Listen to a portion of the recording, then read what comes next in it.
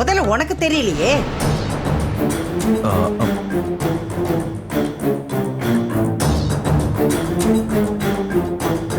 அத்தை, அது என்ன அத்தை சொத்தேன்னுகிட்டு?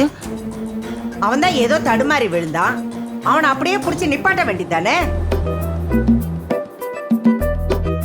சின்ன பசங்கள்லாம் பாத்துக்கிட்டு இருக்காங்க, கொஞ்சம் கூட வெக்கமே இல்லாம. அவனை போய் வெக்கப்பட்டு பாத்துக்கிட்டு இருக்க நீ?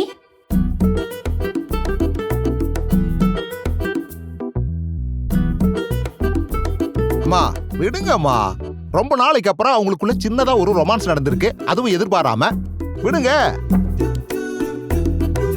அட இவன் ஒருத்தன் அண்ணிய திட்டினா அப்படியே உடனே வக்காலத்துக்கு வந்துருவான். முதல்ல எல்லாரும் இங்க இருந்து போங்க, இங்க இருந்து. சரி வாங்க போலாம். அட பாரு, மீண்டும் மீண்டுமா? சரி போங்க. அத்தை,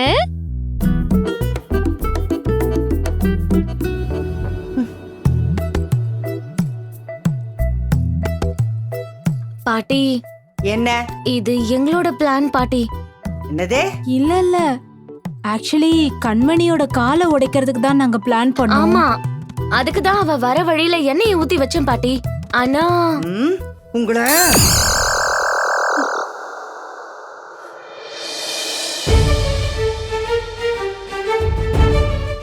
ஓகே ஓகே. நகையே கொடுங்கம்மா.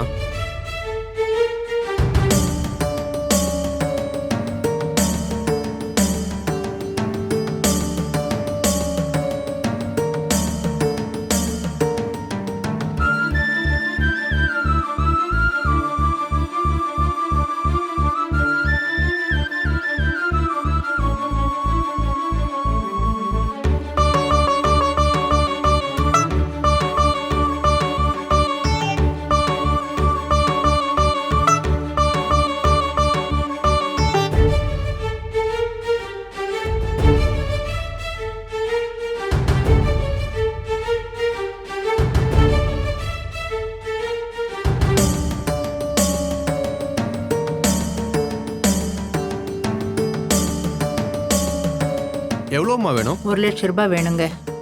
1 லட்சமா? அவ்வளோலாம் வராதம்மா. என்ன சேட்டு, 1 கிராம் தங்கமே 15,000க்கு விக்கிறாங்க.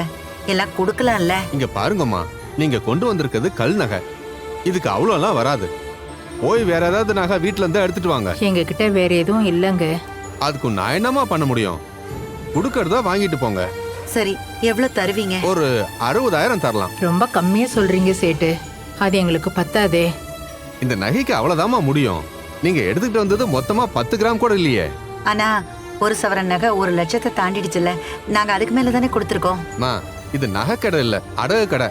நீங்க நகையை விற்க வரல, அடகு வைக்க தான் வந்திருக்கீங்க. அதுக்கு இவ்வளவுதாம்மா தர முடியும். இருக்கிறத கொடுத்துட்டோம். வீட்டுல தங்கம்னு இருக்கிறது இது மட்டும்தான். புது வீட்டுக்கு அட்வான்ஸ் கொடுத்துட்டு பொருள் எல்லாம் வச்சுட்டோம்.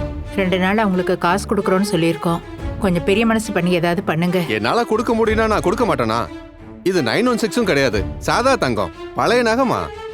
இதுக்கு நான் 60,000 கொடுக்கறதே ஜாஸ்திமா. இது உங்களுக்கு கம்மியா இருக்குன்னா நீங்க வேற கடையில் கூட விசாரிச்சு பாருங்க.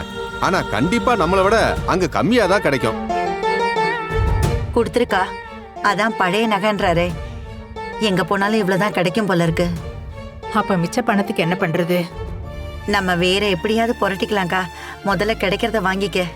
என்னம்மா, ரசீது போட்டுடலாமா? சரிங்க சேட்டு, ரசீது போட்டுருங்க.